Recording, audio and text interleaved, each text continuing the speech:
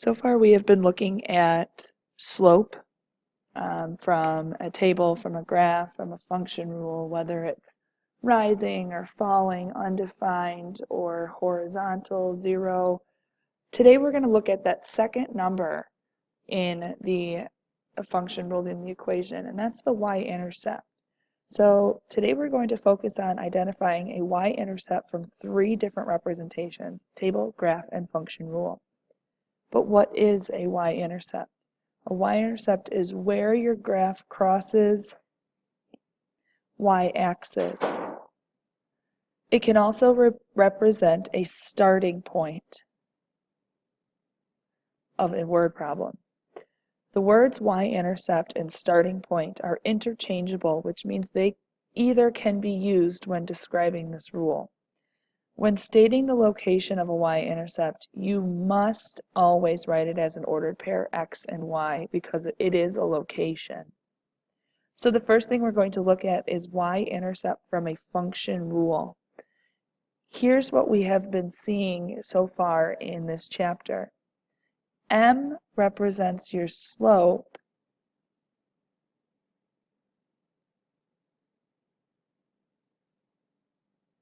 and B represents your y-intercept.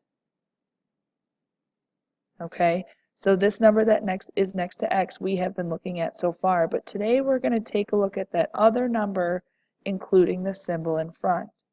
So it says identify the y-intercept from each given equation. Well, your slope here is -4, so your graph is going to be falling because it's negative, but where it would start is 5. Okay, so y-intercept, remember, is always written as an ordered pair. So you would write this as 0, 5, because it's where it crosses the y-axis. Okay, so x is 0, and that's an always thing. Here, y equals mx plus b, we would look at that -12. So again, we always look for the y-intercept. It's when x is 0, and then you just write -12. In this one, it's saying y is 9. Because we don't have a slope, remember our graph is horizontal, okay, but it's going to cross the y-intercept at 0, 9. So that also has one. When we look at a table, you don't have to do the jumps like we've been doing for the slope. You just look to see where x is 0. So wherever you have x is 0, that's your y-intercept. So the y-intercept is found at 0, 2. Okay, remember it's a location, so every y-intercept we've found so far we've written as 0, then the number. In this graph it's 0, 2. So let's do a couple more. Always look for when x is 0. Ignore when y is 0. We just want to know when x is 0. So this answer is 0, 2. When x is 0. Here's 0, 12. Again, when x is 0. In this case, it crosses at 0, 0. When we find this from a graph,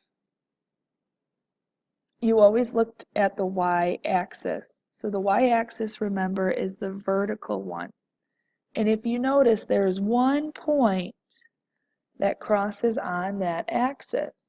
Okay, so for this one, your line crosses at -1. So the y-intercept is found at 0, -1.